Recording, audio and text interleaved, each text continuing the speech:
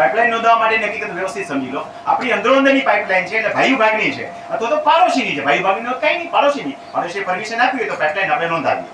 તો એમાં બધું વર્ણન લખવાનું છે કે મારી આ ખેતીની જમીન આ જગ્યાએ આવેલી છે, જ્યાંથી પૂર્વથી પશ્ચિમ દિશા તરફ જતો અંદાજે 300 મીટર, અંદાજે લખવાનું 300 મીટર જેટલી પાઇપલાઇન આવેલી છે, જે સર્વે નંબર આનામાં આવેલી છે, ત્યાર પછી સર્વે નંબર આટલામાં પૂર્વથી પશ્ચિમ મળતી હોય તે રીતે લખો. પૂર્વથી પશ્ચિમ દિશામાં 150 મીટર લાંબી પાઇપલાઇન આવેલી છે. યાદ રાખજો, સરકારીમાં લાગુ પડતું નથી. અને હવે જ્યારે બીજાના સર્વે નંબરમાંથી લખો છો ને તો એની સહી ને સહમતિ એફિડેવિટમાં સાથે જ હશે.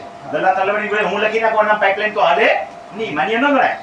એમની પણ પરમિશન જોઈએ. સહમતિમાં એની પણ સહી જેટલાની આવતી ને સહમતિ. હવે વચ્ચે સરકારી આવતી પ્રક્રિયા જુદી કરવાની છે. એના માટે તમે સરકારમાં અરજી કરવાની છે.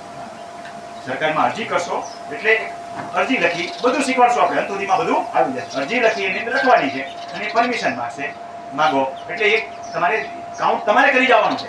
અંદાજે આટલા મીટર લાંબુ છે એટલે 1 મીટરનો હિસાબ ગણશે અને જેટલા મીટર લાંબી હશે એની જંત્રીની વેલ્યુ કાઢશે. એટલે આપણે જંત્રીની કોપી હારે દઈ જ દેવાની, એટલે આપણી મંત્રાયની શબ્દ બે હારે જ બોલીશું.